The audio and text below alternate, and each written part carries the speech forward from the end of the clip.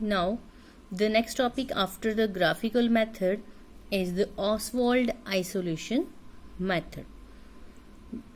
In the previous video, we discussed the four methods, that is the graphical method, integrated rate equation method, Ostwald method, and last one is the initial rate method. So we discussed the two methods. Now there is a third one, that is the Ostwald isolation method.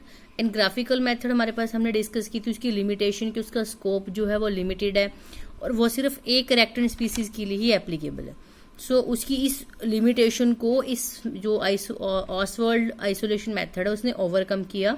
So in this method can be employed in a case of more than one reacting species are involved in a reaction. That means वो reactions जिसमें एक reacting species से ज़्यादा reacting species participate कर रही हैं, ये उसका भी order of reaction जो है वो find out कर लेता है.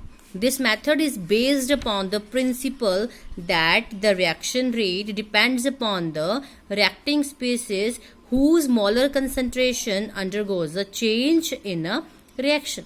That is, इसको ध्यान से सुनिए कि अगर आपके पास 2 या 3 reacting species है तो उनमें से किसके अकॉर्डिंग जो है वो मोलर कंसंट्रेशन चेंज हो रही है. reacting species में किस reacting species के अकॉर्डिंग जो है वो मोलर कंसंट्रेशन ज्यादा चेंज हो रही है रिएक्शन में, उसके अकॉर्डिंग जो है वो हम ऑर्डर ऑफ रिएक्शन निकाल देते हैं.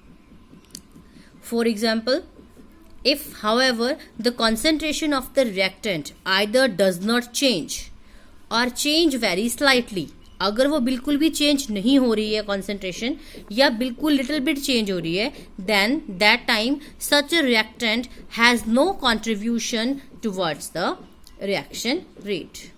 That means अगर आपके पास 2 या 3 रिएक्टिंग स्पीसीज है तो हमने उसमें से क्या चेक करना है कि मोलर कंसंट्रेशन किसकी सबसे ज्यादा चेंज हो रही है, means whose molar concentration undergoes a change. तो उसके अकॉर्डिंग हम लोगों ने जो है वो रेट ऑफ रिएक्शन को फाइंड आउट कर लेना है. अगर रेट ऑफ रिएक्शन, अगर हमारे पास केमिकल रिएक्शन में जो मोलर कंसंट्रेशन है डज नॉट चेंज, बिल्कुल भी चेंज नहीं हो रहा या फिर स्लाइटली चेंज हो रहा है, तो उसके अकॉर्डिंग जो है वो हमने रेट ऑफ रिएक्शन जो है वो फाइंड आउट नहीं करना है. दैट इज, आप एक सिंपल रिएक्शन लीजिए, A plus B plus C gives us product. Let us suppose, अब हम यहाँ पे क्या सपोज करेंगे कि जो B है और जो C है, that is in this case the concentration of B and C is large, so the rate of the reaction rate studied with respect to A only. तो उस अकॉर्डिंग हम B और C को छोड़ देंगे. तो जो रेट ऑफ रिएक्शन हम फाइंड आउट करेंगे वो हम किसके अकॉर्डिंग करेंगे, सिर्फ A के according.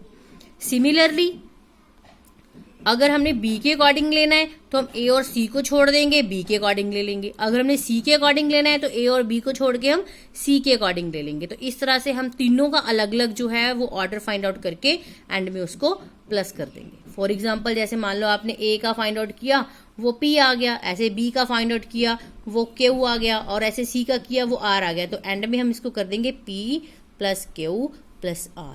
So in this way we can find out the order of the reaction in of those reactions in which the reacting species is more than one. So graphical method जो था हमारे पास, there is a limitation of the graphical method, that is it is applicable only for the one reacting species. So this method, that is the isolation method, ने इसको overcome कर दिया.